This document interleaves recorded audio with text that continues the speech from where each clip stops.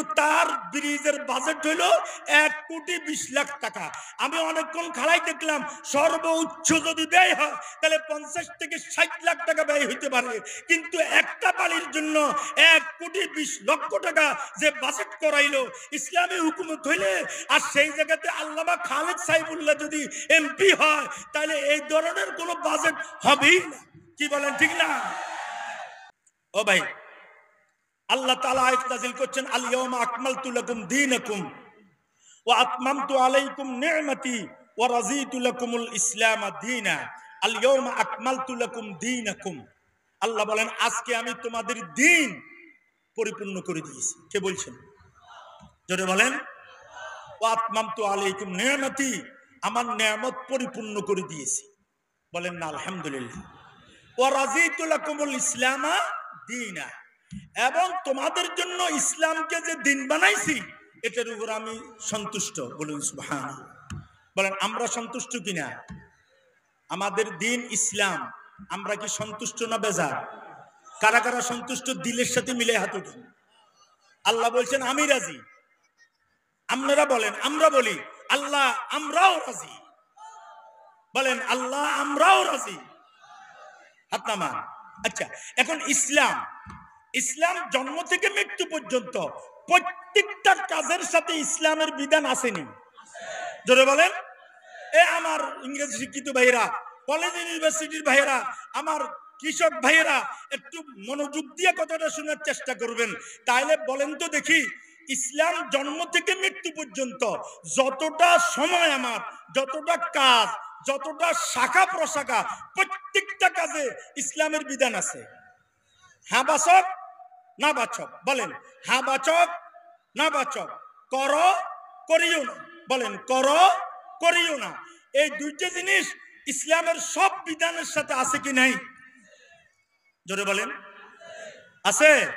তাহলে ভোট দেওয়া, এটা কি আপনি দিবেন না দিবেন না? ইসলামের বিধান আছে না? আপনি কি ভোট দিবেন কি দিবেন না, এটা কি ইসলামের বিধান নাই?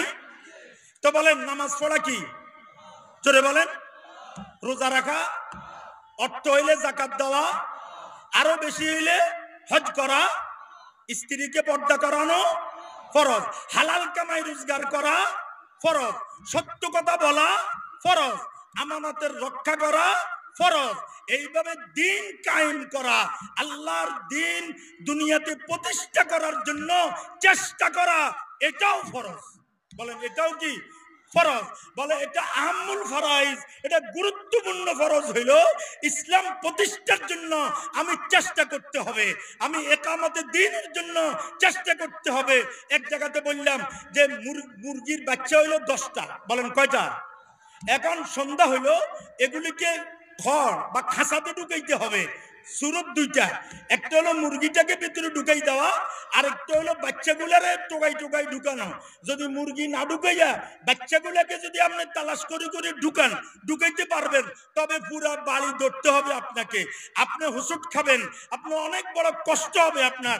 তা না করিয়া যদি মুরগিটাকে ভিতরে ঢুকাই দেওয়া যায়, তাহলে বাচ্চাগুলা এমনিতেই ঢুকিয়া যাবে। ভাইজান, ইসলামের যতগুলি বিধান আছে প্রত্যেকটা বিধান এমনিতেই আপনার প্রতিষ্ঠা হবে যদি আপনি দুনিয়াতে ইসলাম প্রতিষ্ঠা করেন, যদি হুকুমত কায়েম করেন, তাহলে সবগুলি সুন্দরভাবে হবে কি হবে না? জোরে বলেন হবে। টেন্ডারবাজি হবে, চাঁদাবাজি হবে, এরপরে আপনার বাজার দাম বাড়ছে, সিন্ডিকেট, এটা কি বৈধ না অবৈধ? লাআনাল্লাহুল মুহতাকিরা। রাসূল কারীম সাল্লাল্লাহু আলাইহি ওয়াসাল্লাম বলছেন, যারা রাখিমাল রাখে, যারা গুদামজাত করে বাজার বৃদ্ধির জন্য, আল্লাহ লানত করুক তাদের উপর। তাহলে বলেন দেখি যে আমাদের দ্রব্যমূল্য সিন্ডিকেট করা এটা হালাল না হারাম? ইসলামী হুকুমত হইলে এই সিন্ডিকেট থাকবে, টেন্ডারবাজি থাকবে, রোড চুরি করা, বাজার চুরি করা। একটা তাকাইতেছি 1,20,00,000 টাকা বাজে একটা ফুলের জন্য, এক বালির জন্য একটা ফুল করছে। যেই লোকটার জন্য ফুল করছে ওই লোকটাকে হুজুর ফুলের কাছে দিয়ে হাঁটতে আমারও শরম লাগে। এক বালির জন্য আমি মনে করছি ওটা লিং রোড, আরো 10-12টা বাড়ি থাকবে না, বারবার দেখলাম বাড়ি একটাই। আর অদূর ভবিষ্যতে ওইদিকে বাড়ি হওয়ার কোনো সম্ভাবনা নাই। কিন্তু তার ব্রিজের বাজেট হইল 1,20,00,000 টাকা। আমি অনেকক্ষণ খাড়াই দেখলাম সর্বোচ্চ যদি ব্যয় হয় তাহলে 50 থেকে 60 লাখ টাকা ব্যয় হইতে পারে। কিন্তু একটা বাড়ির জন্য 1,20,00,000 টাকা যে বাজেট করাইলো ইসলামী হুকুমত হইলে, আর সেই জায়গাতে আল্লামা খালেদ সাইফুল্লাহ যদি এমপি হয় তাহলে এই ধরনের কোনো বাজেট হবেই না। কি বলেন ঠিক না?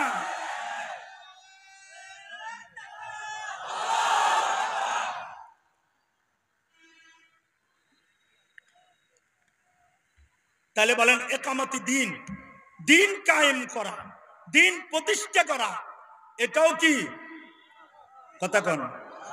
আরো জোরে বলেন। তাহলে হুজুররা রাজনীতি করলে কপাল বডি ফেলাবেন, নাক ছিটকাইবেন যে মেয়ে রাজনীতি করে।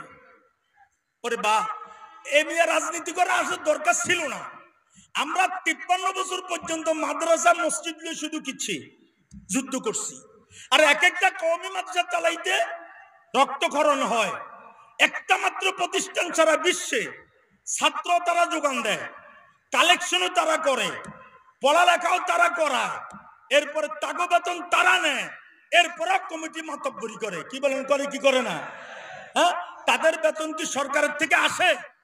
প্রতি মাসের 5 তারিখে বেতন দিতে পারবে? আজ পর্যন্ত কোন কওমি মাদ্রাসা কাউকে কমিটমেন্ট দেয় না যে তোমারও 5 তারিখে বেতন দিয়ে দিব, এ কথা বলতে পারে না। তাহলে ছাত্র ওরা কালেকশন করে, সাদা বান্ধাও তারা কালেকশন করে, এরপরে টাকা পয়সা উপার্জন তারা করে, বেতন টেতনও তারা দেয়। এত কষ্ট মেহনত করিয়া আপনাদের মসজিদ মাদ্রাসাগুলি এই দেশের ওলামায়ে কেরাম জিন্দা করছেন। ওলামায়ে কেরাম দেখছেন ঠিক আছে আমার বিএনপি এর আওয়ামী লীগের বাইরা দেশ চালায়, কিন্তু দেশটা চালাইতে চালাইতে এই পরিমাণ পঙ্গু বানাইছে যে দেশটা এখন আর চলার মতো কোনো ব্যবস্থা নাই। কি বলেন ঠিক না? এখনো কি হুজুররা এই কাজে নামবে না? নামার দরকার আছে কিনা? যে হুজুর রাজনীতি করিব আর যে হুজুর মেম্বারি সেরেমনি করিব, ওই হুজুরে কারা কারা মহব্বত করবেন একটা হাত উঠান। সবেন মুনাফিকি করিয়েন না।